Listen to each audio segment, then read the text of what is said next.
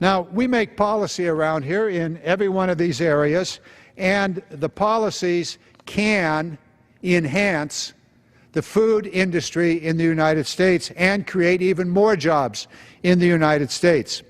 I want to give one example, and this is a piece of legislation that we've introduced here in Congress. We call it the American Food for American Schools Act. American Food for American Schools. It's H.R. 6299. Now, for years, we've had the School Lunch Act providing nutritional food for kids at school, and the law has been pretty clear. It's federal tax dollars, your tax dollars, mine, the American taxpayers' money is supposed to be used to buy American-produced food.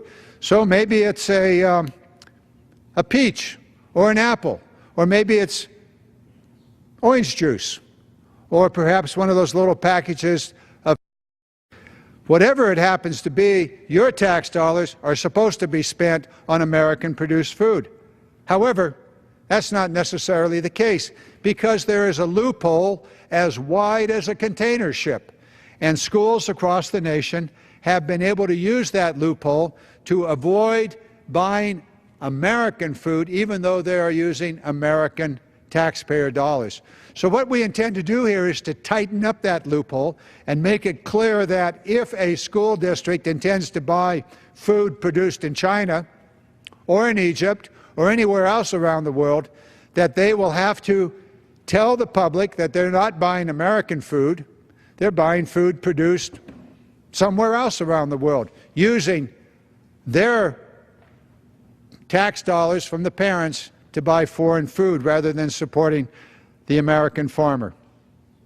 I want to give you a couple of examples of the egregious nature of this waiver. In Sacramento, California, the Sacramento Unified School District, that is at the heart of the canned peach industry. Nearly all the canned peaches in the United States are grown within 50 miles of Sacramento. The Sacramento Unified School District decided that to save a few cents per can, they would reach out and buy Chinese peaches. I don't mean a peach that is Chinese, but rather peaches that are grown in China, canned in China, under food security and safety regulations that are anybody's guess as to what they are, and serve that in California, in Sacramento. Turns out that that created a bit of a stir and a bit of a problem for the school district, and they backed off.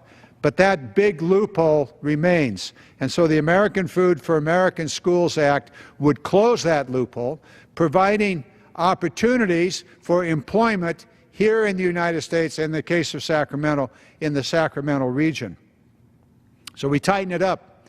And we say if the school district wants to bypass the federal law and use American taxpayer money to buy strawberries from Egypt, which, by the way, happen to have been contaminated and were actually purchased by school district across this nation, contaminated with hepatitis A. Recalls occurred.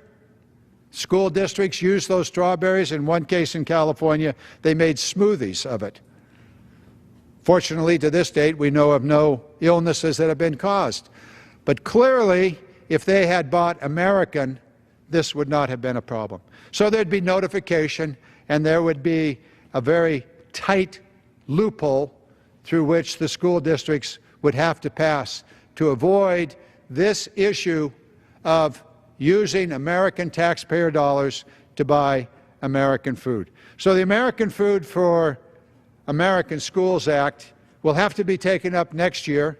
I believe it already is a bipartisan bill, and I would expect that next year it will have even more support as we make it clear that if we want to make it in America, then we have to use our laws to support the American manufacturing sector.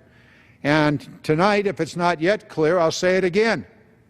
The farmer manufactures food.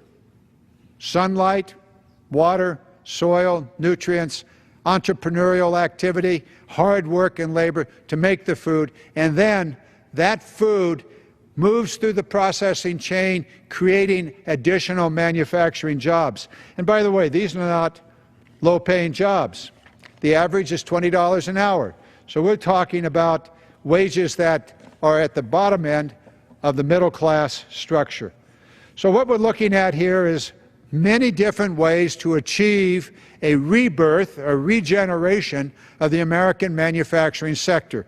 And today we bring something that I think most people didn't expect when we talk about making it in America. They didn't expect us to be saying that if we're going to make it in America, if Americans are going to be able to make it, then we ought to look to the manufacturing sector, broadly defined, whether it's agriculture or, as we talked about last week, in the manufacturing of high-speed rail, the manufacturing of trains, and vehicles of all kinds. So when your tax dollars are being spent, I would ask all of my colleagues and all of the public, hey, are my tax dollars being spent on American-made goods and services, or are you buying foreign? A question for us to answer here, and to write laws that encourage that your tax dollars will be spent on American-made goods and services. And so we can make it in America, we can manufacture in America, and America can prosper as a result of the laws and the policies we put in place here.